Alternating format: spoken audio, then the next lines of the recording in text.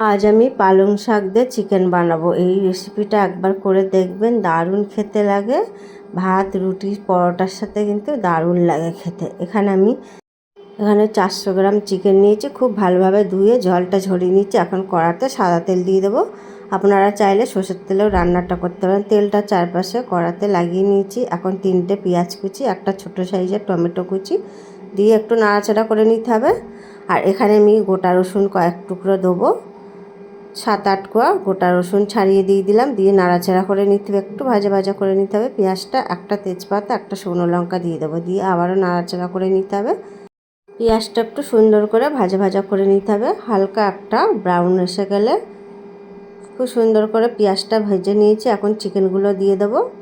চিকেনগুলো দিয়ে খুব ভালোভাবে নাড়িচাড়িয়ে নিতে হবে। চিকেনটা একটু ভেজে নিতে হবে, মানে পেঁয়াজের সাথে একটু হালকা করে ভেজে নিতে হবে। চিকেনটা সুন্দর করে ভেজে নিচ্ছি। চিকেনটাকে একটু নাড়তে নাড়তে দেখবে চিকেনের কালারটা অন্যরকম হয়ে যাবে। ঠিক চিকেনের কালারটা দেখুন একটু অন্যরকম হয়ে গেছে। এবার আমি বাকি গুঁড়ো মশলাগুলো দিয়ে দিতে হবে। এর মধ্যে স্বাদ মতো লবণ দিয়ে দেবো, জিরে গুঁড়ো 1 চামচ, 1 চামচ ধনে গুঁড়ো, আর 1 চামচ দিয়ে দেবো লাল লঙ্কা গুঁড়ো, 1 চামচ হলুদ গুঁড়ো, আর আদা রসুনের পেস্ট 1 চামচ দিয়ে খুব ভালোভাবে নাড়িয়ে চাড়িয়ে নিতে হবে চিকেনের সাথে। চিকেনটা খুব ভালোভাবে কষিয়ে নিতে হবে মশলাটা দিয়ে। চিকেনটা খুব ভালোভাবে গ্যাসের ফ্লেমটা মিডিয়ামে করে কষতে হবে। আর এই চিকেনটা কিন্তু একেবারে জল ছাড়াই রান্না হবে। চিকেনটা দেখুন খুব ভালোভাবে কষতে কষতে ওপরের দিকে তেল ছেড়ে দিয়েছে। মশলার কাঁচা গন্ধটা চলে যাবে তখনই কিন্তু শাকটা দিয়ে দিতে হবে, পালং শাক। চিকেনটা খুব ভালোভাবে কষানো হয়ে গেছে। এখানে দিয়ে দেবো 4টে কাঁচা লঙ্কা। গোটাই দিচ্ছি, কারণ ঝালটা যে পছন্দ করে লঙ্কাটা তখন ভেঙে নিতে পারবেন। দিয়ে খুব ভালোভাবে নাড়িচাড়ি নিয়েছি আবারও। এখন আমি পালং শাকগুলো কেটে টুকরো টুকরো করে রেখেছিলাম ধুয়ে, ওগুলো দিয়ে দেবো। এই সিজনে কিন্তু ঠান্ডা ঠান্ডা পড়েছে, পালং শাক কিন্তু নতুন সবজি উঠেছে। এইভাবে চিকেনের সাথে বানিয়ে দেখুন, দারুণ লাগবে। পালং শাকটা দিয়ে দিয়েছি। এখন খুব ভালোভাবে চিকেনের সাথে মিক্স করে নিতে হবে। এখন এই রান্নাটা এতটাই খেতে ভালো হয়, দারুণ লাগে। দেখুন খুব ভালোভাবে নাড়িয়ে নিচ্ছি। এটা সুন্দর করে আস্তে আস্তে নাড়িচাড়ি নিয়ে একটু ঢাকা দিয়ে দেবো, তাহলে কিন্তু পালং শাকটা খুব ভালোভাবে সিদ্ধ হয়ে যাবে। ঢাকা দিয়ে দিয়েছিলাম। এখন দেখুন পালং শাকটা কিন্তু অনেকটাই কমে এসেছে, আর জলটাও কিন্তু অনেকটা বেরিয়ে এসেছে। খুব ভালোভাবে আবারও নাড়িচাড়ি দিতে হবে।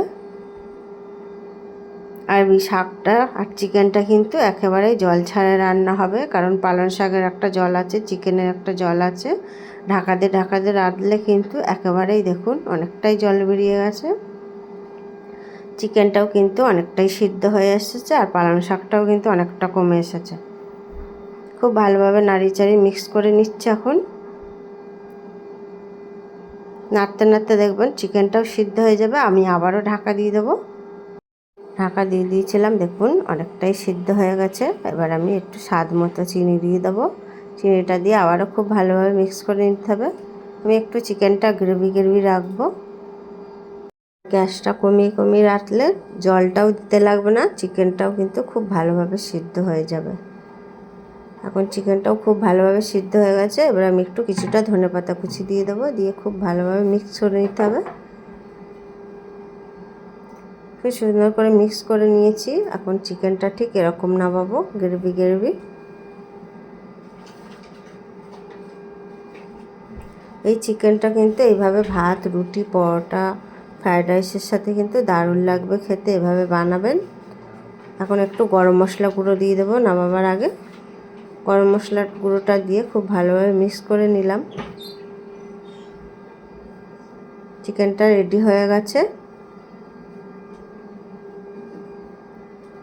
এভাবে বানান, খুবই ভালো লাগে খেতে। দেখবেন একবার করলে বারবার কিন্তু খেতে ইচ্ছা হবে, দারুণ টেস্ট হয়।